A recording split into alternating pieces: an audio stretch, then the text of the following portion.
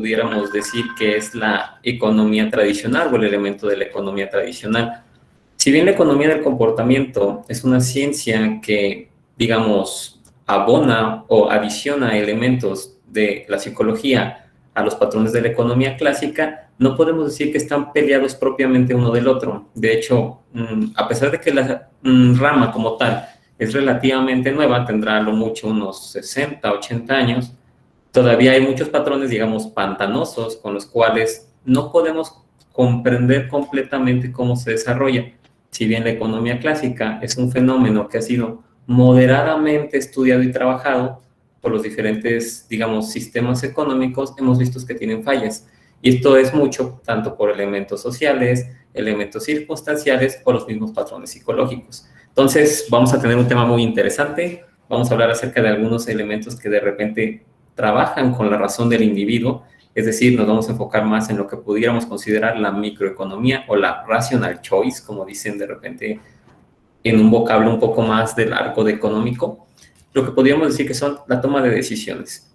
Entonces, espero les guste, realmente creo que es un tema interesante.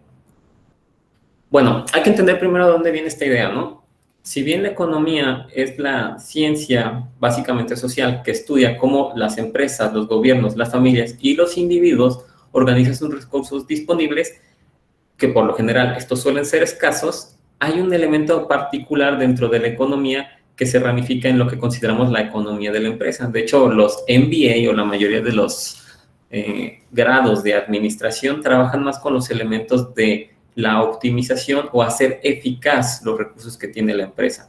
Pudiéramos entender esto como un elemento que es trabajar con lo que es la escasez. Entonces, si relacionamos estos dos puntos, pues la economía, que es la ciencia que estudia completamente lo que es escaso, y vemos esta especialidad, que es la economía de la empresa, que es la optimización, podemos considerar que son afines. ¿Qué podemos decir con esto? Bueno, si uno bien estudia cómo de repente se comportan las decisiones o los grandes concentrados de las cuentas, como pudiera ser la macroeconomía, la economía de la empresa, que es una rama un poco más especializada, trabaja más sobre el desarrollo de las decisiones que puede tener una empresa. Ahora bien, tomando estos dos grandes puntos, la economía del comportamiento nace con esta idea de que de repente los patrones o los desarrollos que tiene la economía clásica no están completamente definidos. Es decir, de repente en la economía clásica tenemos elementos considerados como los axiomas, como entender que todo ser que existe para tomar decisiones es completamente pensante, todo ser que existe trabaja mucho con que puede observar y conocer todo lo que existe y sobre eso tomar la mejor decisión. Lo que a través del tiempo, si bien la economía clásica ha ayudado mucho a entender, desarrollar y hasta predecir algunos elementos como las crisis financieras, como de repente la toma de decisiones en una cuestión sin tanta incertidumbre, hay elementos de repente que no abonan. De hecho, anteriormente, hasta hace tal vez unos 10, 15 años, se consideraba que la economía del comportamiento, en vez de manejar el elemento de la economía normal, que es el egoísmo, decía que podemos ser solidarios, lo cual pudiéramos debatirlo. Básicamente la economía del comportamiento lo que trata de mencionar es que existen otros factores del propio ser que vinculados más a su experiencia, a su desarrollo y a su trascendencia de vida, no necesariamente toma las decisiones o hace este uso para enfrentar la escasez y la incertidumbre de la misma manera que otra persona, porque todos como individuos somos distintos. Entonces, tenemos de repente esta idea de que la economía del comportamiento es una batalla entre nuestras emociones y lo que es lo racional, algo que también se menciona mucho en este sector, ¿no? Que es lo que es irracional, como las emociones, contra lo racional, que es pensar de manera adecuada, pensar frío, tener números, de repente proyecciones. Y aquí creo que es interesante considerar los extremos de repente de tener estos elementos. Aquí les pongo una frase muy interesante de un cuento de Jorge Luis Borges que se llama Funes el Memorioso. No sé si alguno de ustedes lo ha leído, pero en el cuento Funes lo que mencionaba es que es una persona que puede recordarlo todo. Y entonces él al recordarlo todo tiene esta memoria maravillosa, la cual en un principio se consideraba fantástica, pero con el paso del tiempo, al pasar años, eventos, sucesos, le empezaba a costar más trabajo poder sopesar este talento. Entonces, de repente tenemos este tipo de reflexiones en las cuales nos mencionan qué tan importante de repente es olvidar las cosas, qué tan importante de repente es saberlo todo y qué es eso que nos recuerda. Y es esta gran, digamos, situación o batalla que existe entre lo que nosotros somos en un sentido de individualidad y lo que debemos responder hacia los patrones de lo que consideramos lo racional. Entonces, Funes en el cuento menciona que de repente recordar todo le llevaba mucho tiempo porque para poder recordar algún evento en particular tenía que recordar muchísimas otras cosas antes y eso quitaba tiempo. Entonces, la frase tal cual viene de hecho de unas cápsulas que lanzó Televisa que se llamaban Imaginantes y la reflexión que hacen es el hecho de que no olvidar, no recordar, posiblemente no sea tan malo como consideramos. El problema es los que no somos ni de cerca tan memoriosos. Es decir, estos elementos que de repente trascienden tanto en nosotros que a través de nuestra estructura nos cambian. Es ahí donde de repente consideramos qué tan complicado de repente es saberlo todo o no. Muchas veces consideramos que tener toda la información es posiblemente lo más óptimo y ahí es donde encontramos este tipo de debates tan interesantes. Número uno, no podemos saberlo todo porque no somos ni omnipresentes, ni omnipotentes, ni omnisapientes. Entonces, como no lo podemos saber todo, acudiendo a esta idea que teníamos de la economía clásica, no sabemos si vamos a poder tomar las mejores decisiones. En este sentido, tomando en cuenta esto, lo mejor que se puede hacer es, con las decisiones que yo conozco y con las emociones que yo tengo desarrolladas, tomar las decisiones adecuadas conforme a lo establecido, lo que yo establezco.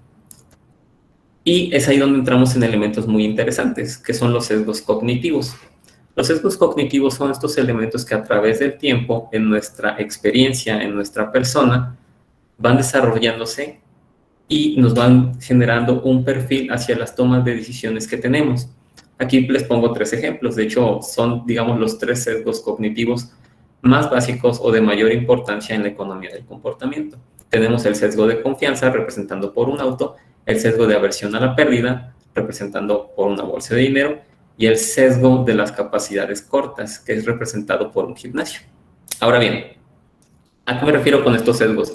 De repente nosotros tenemos 2 sistemas de pensar, un pensamiento rápido y un pensamiento lento. ¿Qué significa esto? De repente cuando tenemos que tomar decisiones que son muy complejas, decidimos tomarnos nuestro tiempo para poder desarrollarlas y de esta manera entramos en nuestra capacidad analítica, es decir, somos lo más racional posibles. Sin embargo, con el paso del tiempo, al desarrollar algunas habilidades o al tener algunos antecedentes sobre percepciones muy pequeñas o muy concretas, las obviamos y esto nos hace, digamos, pensar de manera rápida o con atajos. El sesgo de confianza es representado por este automóvil. Los que manejan han de saber que de repente vamos por periférico, vamos por alguna calle a moderada velocidad, pero dejamos de repente de considerar o de pensar las dificultades que conlleva manejar. Dejamos de considerar tal vez el hecho de qué pasaría con un accidente, dejamos de considerar de repente el hecho de qué sucedería si entra un camión de manera rápida a nuestro carril. Entonces, el sesgo de confianza es considerar que nosotros al dominar o tener esta maestría al manejar, obviamos el peligro que existe, porque si bien no puede ser tal vez un accidente fatal, el hecho de tener un choque en el impacto de nuestro vehículo sí puede generar muchos otros problemas que tal vez en ese momento no estamos considerando. Y tal vez les haya pasado. De repente cuando vamos manejando y vemos que hay una situación extraña en alguna de las avenidas de nuestra ciudad, nos concentramos más y eso se ve reflejado en bajar el volumen de la música o ponerse más atento, revisar de nuevo los espejos y es cuando de repente este pensamiento rápido se vuelve difuso, se achica y empezamos a considerar darle mayor peso a nuestras actividades racionales, ver la distancia de los vehículos de atrás, prender las luces, optimizar un poco más nuestra vista hacia el frente y de esta manera entender qué es lo que está pasando a nuestro alrededor. Ese es un ejemplo que dio Daniel Kahneman en su libro Pensar rápido, pensar despacio, al momento de que consideramos que no todos los elementos que estamos trabajando se vuelven racionales. Y eso pasa en la mayoría de los trabajos. De repente tenemos esta mecánica ya muy desarrollada de los hábitos y costumbres, lo cual de repente nos hace obviar o olvidar de repente la importancia o la trascendencia de lo que estamos haciendo en un sentido analítico. Y lo volvemos un sentido mecánico porque ya lo conocemos y tenemos una idea de las consecuencias que conlleva, pero no lo pensamos o sopesamos a fondo, hasta que de repente entra un elemento a afectarlo. En este caso puede ser una emoción, como la preocupación o la incertidumbre. Eso hace referencia a uno de los sesgos más importantes que existen en la economía del comportamiento, que es la confianza.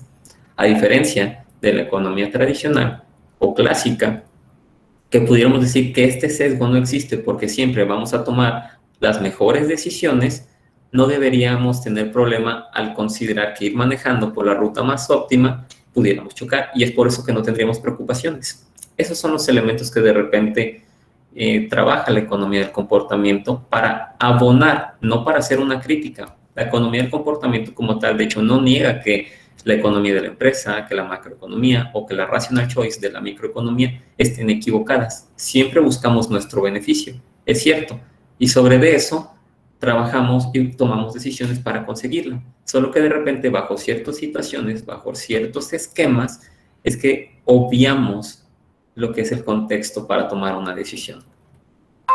El segundo es en una pequeña bolsa de dinero, la cual representa el segundo sesgo, que es la aversión a la pérdida. La aversión a la pérdida es esta parte en la que o somos muy tímidos para de repente tomar riesgos o somos un poco asustadizos al momento de tomar decisiones. Podríamos decir que nos da ansiedad o de repente no sabemos cuáles son las consecuencias de lo mismo. El miedo a lo desconocido, la incertidumbre, es uno de los factores principales que tiene el ser humano. Entonces, al momento de tomar decisiones, principalmente decisiones económicas o decisiones de peso, es que nos vemos afectados en este sentido y posiblemente no tomemos las opciones más óptimas o de hecho no hagamos nada por el mismo sesgo que genera esta conducta humana hacia lo que es la incertidumbre. El siguiente, que es este chico haciendo pesas, se llama adversión al corto plazo, es decir, o conocido más en la economía del comportamiento como el descuento por hiperbóleo. ¿Qué significa esto? Los seres humanos consideramos que lo que podemos obtener a corto plazo es muchísimo más disfrutable que lo que podemos obtener a largo plazo.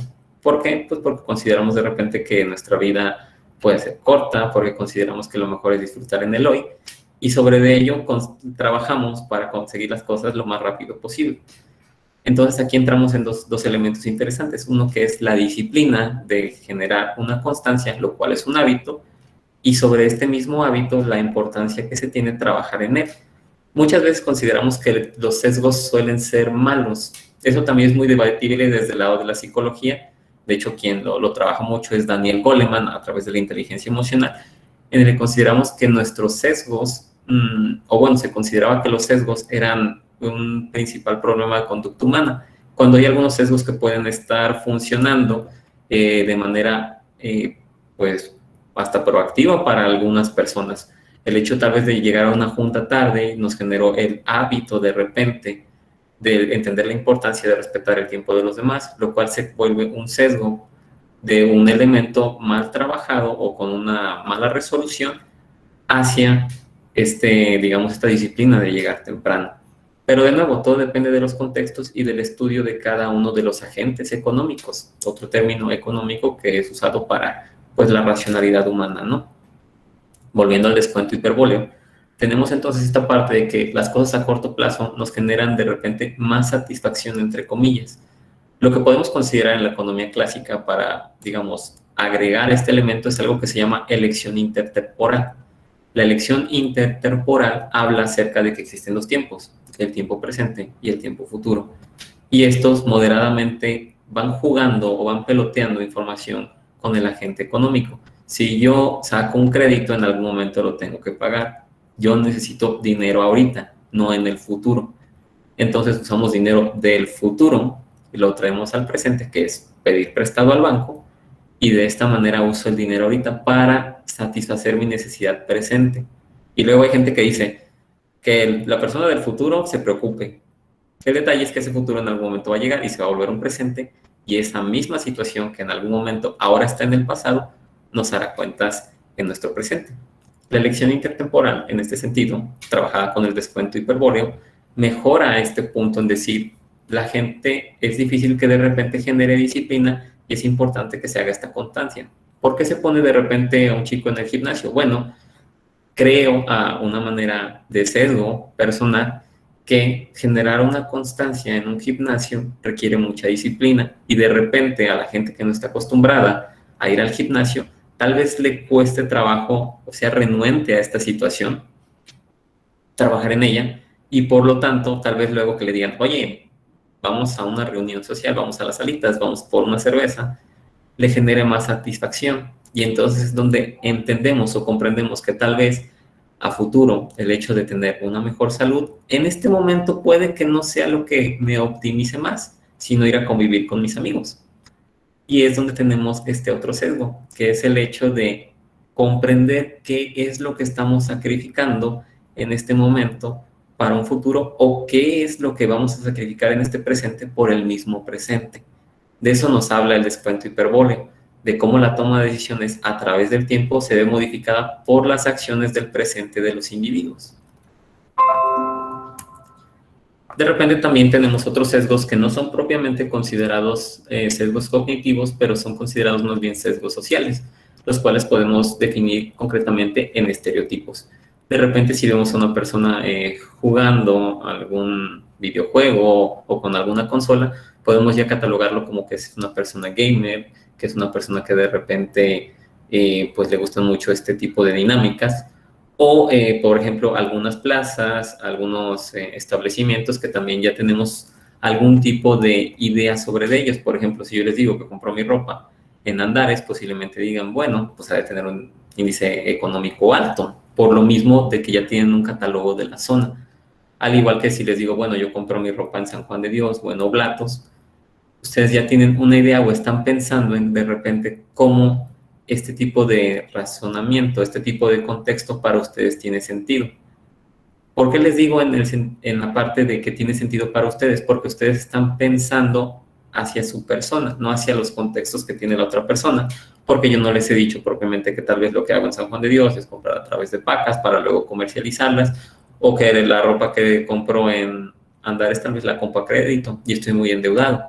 Entonces, este tipo de estereotipos también afectan mucho a nuestra toma de decisiones. De repente, cuando vemos a una persona caminando en la calle con cierta ropa y con ciertas tendencias, podemos considerar que tal vez no sea una persona de bien, pero al no conocer su contexto, al tal vez no saber que tal vez le gusta el rap o le gusta de repente cierta tendencia urbana, asumimos de manera equivocada sus comportamientos y sus posibles resoluciones hacia nosotros. Entonces, ¿qué hacemos? A través del sesgo de la aversión a la pérdida, que no solamente funciona en cuestiones económicas o materiales, preferimos evitarlo, haciendo ya un sobrepensamiento, o sea, esa trayección de pensamiento tan larga cuando realmente no conocemos un contexto, lo cual también podemos considerar que es lo más lógico del mundo. ¿Por qué?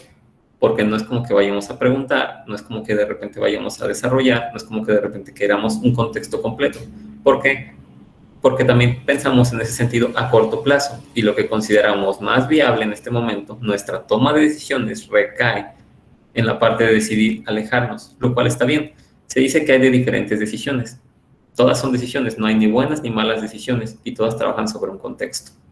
Entonces, el estereotipo, si bien no es considerado como tal un sesgo cognitivo, sí pudiéramos considerarlo un sesgo social, el cual pues influye mucho a pues nuestra toma de decisiones. Y no solamente lo vemos en nuestro día a día, lo podemos ver de repente en la política, con las gentes que tienen ingresos económicos altos, o de repente hasta en la racialidad de las etnias, o por ejemplo la gente que es de color clara, la gente que es de color un poco más oscura, y este tipo de ideas que nosotros mismos generamos a través de nuestra trayectoria, los partidos políticos, la gente que vive en ciertas colonias, el tipo de carro que usa, la vestimenta, la forma en cómo habla, nos da una idea a través de su contexto o el que nosotros conocemos de por qué se comporta como se comporta.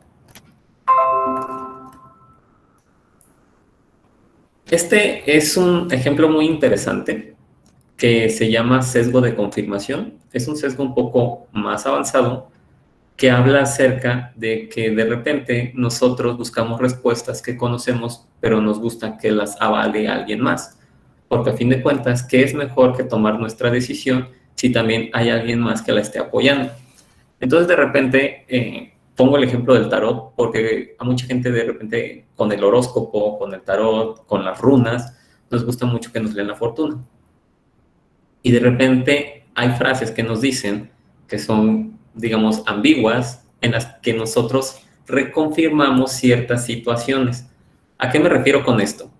Bueno, si de repente alguien en el tarot les dice, no, veo en un futuro que vienen situaciones complicadas, nosotros automáticamente estamos trabajando esta historia que nos están contando hacia nuestra percepción particular de nuestra vida. No, pues sí, es cierto, me peleé con tal persona o tengo algún problema.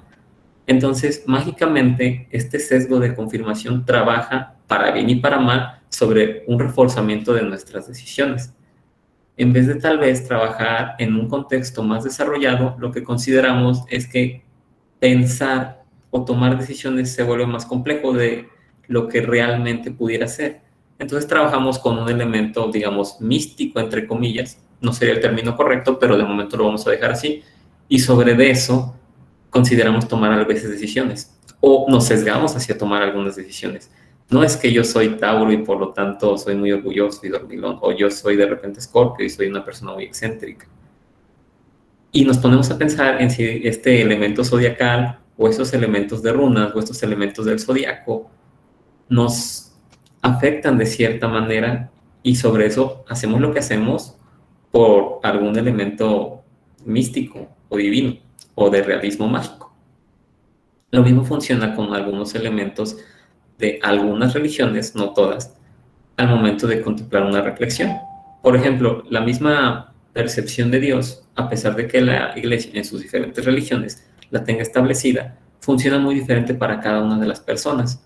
Muchas veces se dice que Dios es amor, muchas veces se dice que Dios es compasión, y entonces en este sentido nuestro sesgo de confirmación nos arroja hacia la visión más adecuada hacia nuestra persona para optimizar esa necesidad. O Dios es esperanza. Mucha gente, de hecho, busca en estas crisis estos elementos de apoyo y de repente se vuelve como esta frase de el mundo más ligero al momento de trabajarlo con alguna cuestión religiosa. Ese es un sesgo de confianza, de confirmación, perdón, en el hecho de decir, esto me ayuda a tomar mejores decisiones. Al igual que el tarot, los elementos de repente místicos o que funcionan más con nuestra psique a través de nuestra trascendencia, nos apoyan a entender un poco más cómo tomar nuestras decisiones. Esto no quiere decir que no sean óptimos. A fin de cuentas, la optimización se refiere a esta parte de maximizar lo que tenemos con nuestras herramientas, recursos y capacidades para obtener un beneficio. Posiblemente tengamos errores, pero eso también es parte importante de mejorar nuestros sesgos. ¿A qué va este punto? Es importante entender de repente que en situaciones críticas o en situaciones en donde existe una resolución que puede generarnos un problema a largo plazo, el trabajar con la inteligencia emocional. La inteligencia emocional pues la desarrolló Daniel Goleman por ahí de los años 85 y habla mucho acerca de que tenemos que ser lo suficientemente flexibles para que emocionalmente esta inteligencia sea lo más racional posible. ¿A qué me refiero con esto? Nuestras decisiones y nuestras emociones tienen que estar canalizadas o equilibradas para poder hacernos óptimos o más racionales. De hecho, se menciona mucho que puedo ser emocionalmente inteligente en un momento y emocionalmente estúpido el siguiente. ¿A qué me refiero con esto? Si de repente converso con una persona que me cae mal o de repente hay alguien que me genera alguna aseveración o algún tipo de aceleración emocional, nos puede afectar y sobre de ello no tomar las decisiones más adecuadas. ¿Por qué? Pues porque me cae mal o porque de repente no lo considero una buena persona y estoy desarrollando un sesgo por un antecedente o estoy desarrollando un sesgo sin conocer completamente los contextos o la complejidad de la situación que se está trabajando. Entonces, la inteligencia emocional pudiéramos decir que es un filtro para que esta parte del elemento irracional, que son nuestras emociones, puedan ser lo más llevaderas posibles. Está bien que todos nos sintamos enojados, está bien que todos podamos sentir la tristeza, está bien que nosotros podamos sentir la decepción. El detalle es cómo trabajar con esas emociones para que estos elementos impulsivos no nos lleven a tomar una decisión lo más fatalista posible y poder tener este temple de ser fríos, como se dice coloquialmente, al momento de tomar decisiones, evaluando lo bueno y lo malo, con sus riesgos y con la misma incertidumbre. Entonces, tenemos este elemento bien interesante con el que de repente jugamos. Tenemos el beneficio o el profit, tenemos el riesgo y tenemos la incertidumbre, los cuales están jugando con nosotros a través de nuestra toma de decisiones, a través de lo que consideramos importante y a través de nuestro entorno. Obviamente la incertidumbre puede estar en mayor o menor escala. Si ahorita yo les dijera, tengo una baraja y voy a sacar una carta, ustedes por lo menos pueden decir, bueno, yo que tengo una baraja, pues sé que tiene tantos naipes, entonces tiene que salir una de estas. Entonces mi nivel de incertidumbre tal vez sería más pequeño. Si realmente yo nunca he usado una baraja o nunca he jugado un juego de cartas, mi incertidumbre es grande porque desconozco más del tema, lo cual me va a afectar en tomar decisiones. Nunca se va a poder eliminar la incertidumbre por mucho que conozcamos de un tema, que es lo que, digamos, la economía del comportamiento ayuda o abona a la economía clásica, que mencionaba que la incertidumbre como tal no existe porque lo conocemos todo y sobre eso podemos decidir de la manera más óptima. El hecho trascendental o el hecho de que la economía del comportamiento se está volviendo una tendencia es porque maneja mucho el tema de la incertidumbre como un elemento que jamás se va a poder evitar. ¿Por qué? Porque somos seres humanos y existe el factor humano, y el factor humano, a pesar de que exista el superpoder de ser flexibles y de ser creativos, también tenemos esa pequeña parte que es poder cometer errores, porque no somos perfectos, porque tenemos diferentes capacidades para diferentes eventos o situaciones y no necesariamente van a ser los más adecuados, pero en medida de lo posible haremos todo lo que está en nuestras manos para que sea lo más beneficiosa u óptimo y se pueda trabajar con eso. Y es aquí donde empiezan los problemas, porque decidir en un ambiente de incertidumbre alta nos genera emociones, nos genera de repente elementos psicológicos como la ansiedad, el sobrepensamiento, el ser posesivo, tratar de controlar las cosas para eliminarlo. Y de buena ciencia les puedo decir que no se puede eliminar. Por mucho que traten de trabajar la incertidumbre, siempre existirá un factor que desconocemos, ya sea de nosotros mismos o del entorno, ya sean otras personas, otros eventos, y de repente también lo veamos. Podemos ir a de repente un partido de fútbol y considerar que nuestro equipo va a ganar, pero en el mismo juego alguien se puede lesionar que pudiera decirse que es la persona clave y sobre eso todo nuestro plan se echa boca abajo. Y si le apostaron $1,000 o $2,000 a los Patriots y no ganaron, pues se siente bastante feo. Entonces, estos elementos no son controlables al 100%. Podemos entender los riesgos de lo que estamos haciendo, podemos entender los riesgos de lo que estamos trabajando y podemos entender los beneficios de estar en un lugar. Pero la incertidumbre como tal, estos elementos que desconocemos, que son esta área gris entre el riesgo y el beneficio, no necesariamente quedan lo más explícitos posibles al mismo tiempo de que están pasando. Entonces ahí es donde entra el filtro de la inteligencia emocional. En cuestión de habilidades directivas, en estas habilidades blandas, la inteligencia emocional es muy importante para lograr calmarnos, desesgarnos y tomar la decisión más adecuada. Bueno, hablando de elementos empresariales, ya que pues estamos, o bueno, por lo menos yo que trabajo en un centro enfocado a negocios y economía, ¿cómo afecta de repente esto a la empresa? Se considera de repente que el empresario es esta persona que tiene muchísimo dinero y sobre eso pues nada más se la pasa dando órdenes y repartiendo sueldos, lo cual pues moderadamente, digamos, en grandes empresas o en grandes conglomerados o familias ricas puede ser cierto, pero de repente en las empresas que suelen ser medianas, pequeñas, pymes, este elemento no es tan trabajado como en las empresas súper desarrolladas o transnacionales. Y es este mismo sesgo que consideramos del empresario, de los que portan el saco, que nos afecta. Entonces, la cuestión de la incertidumbre es trabajada para estudiar a la empresa, es decir, el empresario o el emprendedor asume este riesgo, esta incertidumbre completamente para darle un beneficio a sus colaboradores. Posiblemente todos trabajemos en alguna empresa, tengamos algún emprendimiento y notemos esta diferencia. Hay una gran diferencia entre dar un sueldo que es fijo, que sabemos que va a existir al final del mes, que vamos a recibir, y hay esta diferencia con los emprendedores de que tienen que generar el dinero. Esa es una gran marca entre trabajar para una empresa y tener una empresa. De repente, lo pesado que es ser un empresario solamente lo puede entender otro empresario. El hecho de pagar los servicios, el hecho de pagar a los empleados, el hecho de las deudas, el hecho de repente créditos, cómo mejorar mi negocio, cómo mejorar mi producto, solamente lo puede entender una persona que ha estado trabajando en eso. Digo, las preocupaciones las puede tal vez entender el colaborador, pero llegan hasta ese punto, salvo que pues también sea dueño de la empresa o sea familiar, pymes principalmente, que pasa mucho esto, que tienen sistemas familiares. Y tenemos este detalle, ¿no? De tratar de entender cómo debe pensar un empresario ante la incertidumbre. Ahora hay de sectores a sectores, ¿no? Por ejemplo, se considera que los tacos de pastor son casi una competencia perfecta. Todos saben qué tienen, todos saben más o menos cuánto cuestan y existe un precio más o menos similar entre ellos. Entonces, como ya no se puede tal vez mejorar ese producto como tal, se trabaja en el servicio, se trabaja en promociones, se trabaja con las salsas y existe todo este tipo de elementos difusos que ayudan a darle mayor ventaja competitiva que otros puestos a alguien que desarrolle tal vez una salsa o tenga un mejor servicio o la misma carne.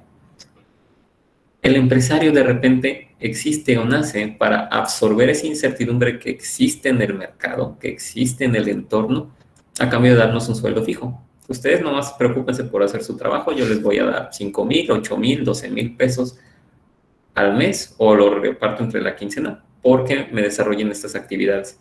Y eso es algo que ustedes saben que está fijo, porque en dado caso de que no les paguen, pues les pueden meter una demanda o hacer otros detalles. Y es entonces que la empresa o el empresario en este caso absorbe esta incertidumbre y trata de buscar las formas de que estos beneficios se desarrollen para que ustedes sigan trabajando. A veces obviamos o consideramos que ser un empresario ha de ser un trabajo sencillo, pero quien tenga un negocio sabe las proporciones y las complejidades, los sesgos, las emociones que se generan al dirigir una empresa. Y esas no necesariamente se aprenden en la escuela. Las habilidades blandas son habilidades que se desarrollan a través de la experiencia. Si bien se pueden tomar cursos, si bien se pueden estar fortificando, es realmente en el momento de estarlas ejecutando cuando resale este punto del conocimiento. Entonces, Frank Knight, que era el que explicaba esta teoría de la incertidumbre, el riesgo y el beneficio, nos hablaba o hacía una crítica en que si no existiera la incertidumbre, cada individuo en este perfecto conocimiento tendría esta onda zen en la que mágicamente pues, lo puede saber todo y puede desarrollar todo de la manera más práctica. Y sobre de ello, pues no existirían problemas, porque básicamente como sabemos todo lo que va a hacer la otra persona, obtendríamos esa información y sobre ello optimizaríamos, haríamos alguna negociación entre los dos y sobre eso no existiría ningún tipo de problema. Entonces es alguna especie de utopía o de paraíso en el cual saberlo todo nos ayudaba a hacer ese desarrollo. Y es aquí donde de repente volvemos con Borges, que cuando está presente la incertidumbre, aquellos que no lo recordamos todo, existimos, sabemos que la tarea de decidir cómo hacerlo y cómo desarrollarlo se vuelve más compleja por dos razones. Uno, no tenemos las capacidades suficientes para desarrollarlas y tenemos que trabajar en nuestras capacidades. O dos, desconocemos completamente de cómo puede hacer este impacto en el entorno, en la empresa, en el mercado, en la familia o en mi persona como individuo. Y este proceso, tristemente, es inevitable porque todos trabajamos bajo la presión de la incertidumbre.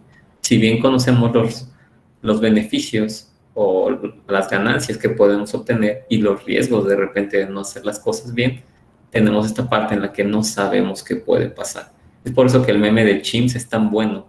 La ansiedad es esta respuesta del sobrepensamiento hacia algo que desconocemos. Y es donde las cosas se vuelven más complicadas, ¿no? Y aquí tenemos este elemento interesante, que es este sesgo emocional que existe al momento de nosotros estar tomando decisiones. Se dice, y creo que se dice bien, por eso creo que esta imagen es excelente, que no debemos decidir ni muy contentos, ni muy tristes, ni muy enojados, ni con ningún tipo de emociones, porque a pesar de que sean emociones positivas, no estamos siendo completamente racionales y esto puede afectar en un futuro a lo que hayamos decidido. Como tal, aparte de venir con un elemento emocional de cualquiera de las emociones que existan, tenemos la percepción de un sesgo de confianza, para bien o para mal. Si estamos muy felices, podemos considerar que podemos hacerlo todo, que lo podemos desarrollar todo y podemos hacerlo todo, lo cual moderadamente sabemos que no es cierto, pero en nuestro pensamiento podemos decir, ya veremos cómo lo arreglamos, lo cual en un futuro puede no tener arreglo. Entonces, las emociones en este sentido tienen esta pequeña mala virtud, así tal cual, en la cual, dependiendo de nuestro filtro o nuestra emoción, nos permite destacarnos de alguna manera como persona. Los líderes, por ejemplo, suelen ser muy carismáticos y suelen siempre estar felices hasta que se vuelven dictadores. Las personas que suelen acelerarse mucho suelen de hecho tomar las decisiones de manera más fría a través de este elemento taciturno que es repensar la situación. Las personas que suelen ser miedosas o adversas al riesgo también suelen tomar decisiones un poco más moderadas, un poco más conservadoras, por lo mismo de no querer arriesgar mucho. Entonces, la importancia de entender esto es que, como ya lo hablamos, ser moderadamente inteligente a través de un elemento racional no es sencillo, porque a fin de cuentas tenemos esta parte de nosotros que es el instinto, y recordándolo también somos esta parte salvaje. Si bien tenemos nuestra simia y tenemos nuestros elementos racionales a través de nuestro cerebro, es importante recordar que también sentimos.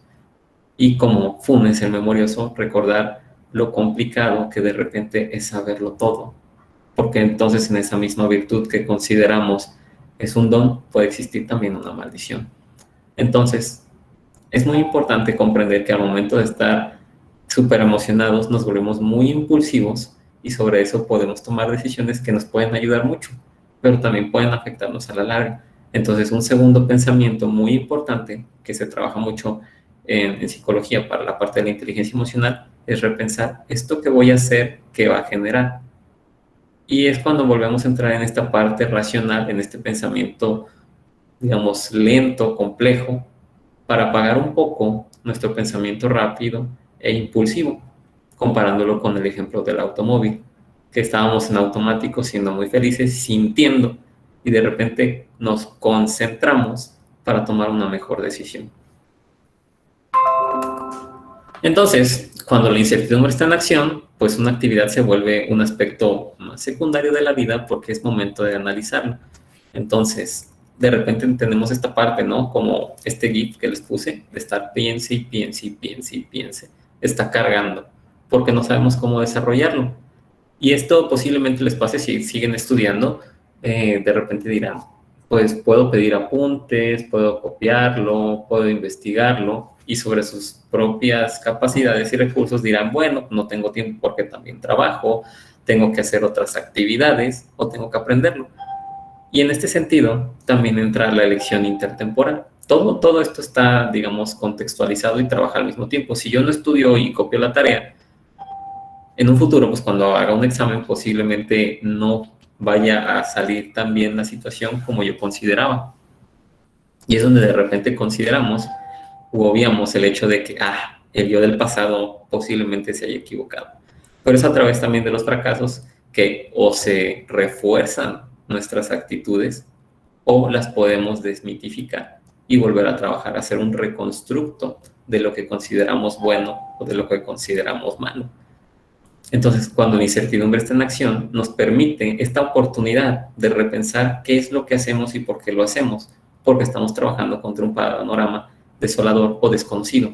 Entonces, el miedo, al ser una de las emociones más antiguas que tiene el hombre como primordial, nos ayuda a comprender un poco más cómo tomar las decisiones en un elemento, digamos, de sesgo. Y es aquí donde la incertidumbre, como les digo, tiene esta, digamos, virtud, a pesar de no ser un elemento que nos guste mucho estar jugando con él.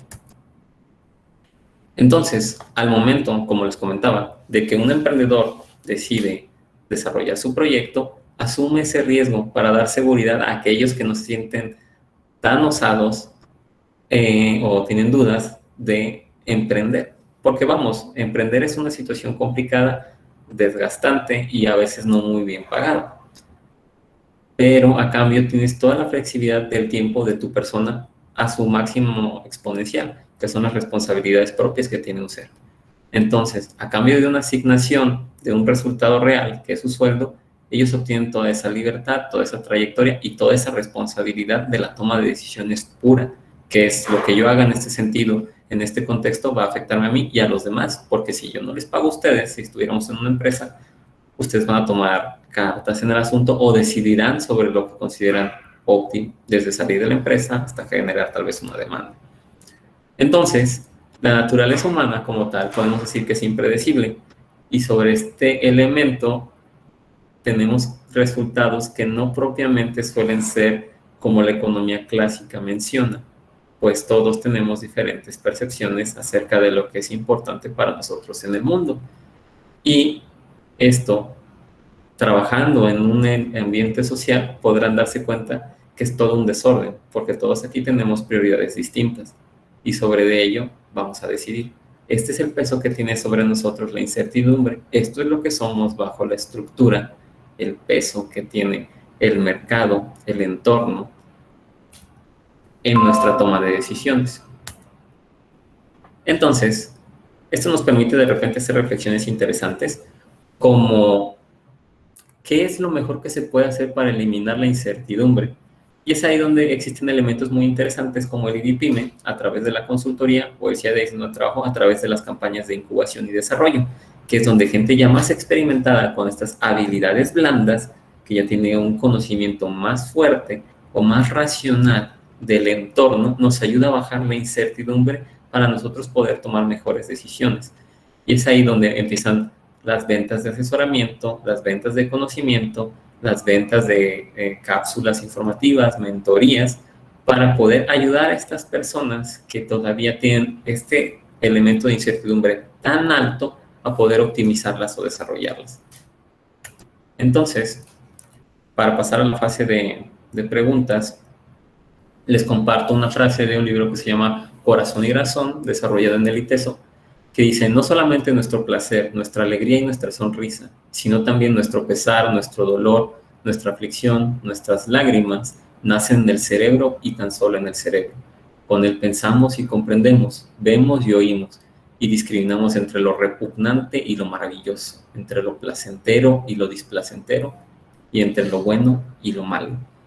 Esta frase es marcada mucho en los elementos de la economía del comportamiento, porque si bien existen los elementos emocionales, no están directamente ligados al corazón, en un sentido romántico, claro, pero realmente quien toma todas nuestras decisiones somos nosotros a través de nuestros actos racionales, en, en esta fase completamente irracional, que son nuestras emociones dictando lo que tenemos que desarrollar, o a través de nuestros elementos racionales, con números, con Excel, con una toma de decisiones basada en hechos, que nos ayuda a fortificar nuestras resoluciones.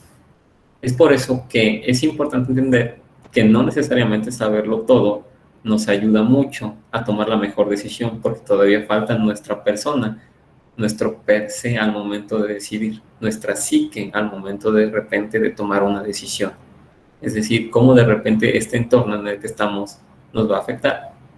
Y si alguno se lo está preguntando, sí, efectivamente, en algún momento nos vamos a equivocar, ya sea de manera muy crítica o no, pero es un factor que existe en todos nosotros por no ser perfectos.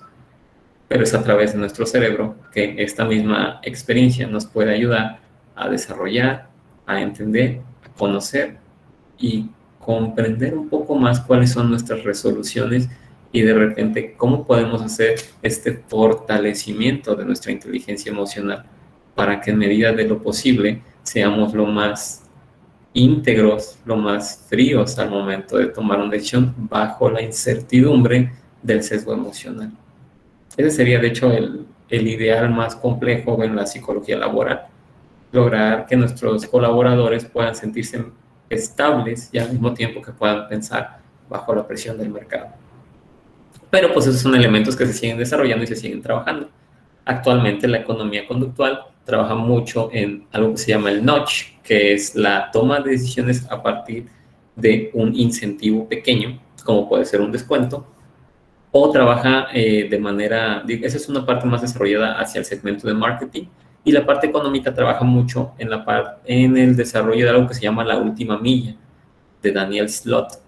Ese es un libro que les recomiendo bastante si el tema les interesa, el cual habla de que de repente hay una parte en la que nuestras emociones y nuestra razón están completamente sincronizadas y lo que decidimos es lo mejor que podemos decidir. De hecho, esa es una de las frases icónicas del libro que dice, este es el mejor destino que jamás pude haber decidido, porque habla acerca de que nuestras emociones están tan equilibradas con nuestra razón que deciden al mismo tiempo. Por ejemplo, cuando ustedes deciden hacer lo correcto, a pesar de que les duela, es una última milla, por el hecho del equilibrio que genera entender la incertidumbre que se genera, pero al mismo tiempo los beneficios para ustedes y los riesgos. Es completamente este sentido claro, es decir, podemos comprender todo lo que va a conllevar a esta situación y actuamos. Entonces, es un tema muy interesante, siguen elementos muy pantanosos porque digamos que entender la concepción de la mente humana es algo muy complicado. Digo, ni siquiera la psicología ha desarrollado elementos súper trascendentales y meter elementos económicos que tienen que ver con aspectos sociales y también lo vuelve un poco más complicado. La última milla de Daniel Slott se llama el libro, Iván. Es un libro un poco más complejo. Recomendaría primero, si estás interesado en el tema, leer algunos otros libros antes de entrar en ese.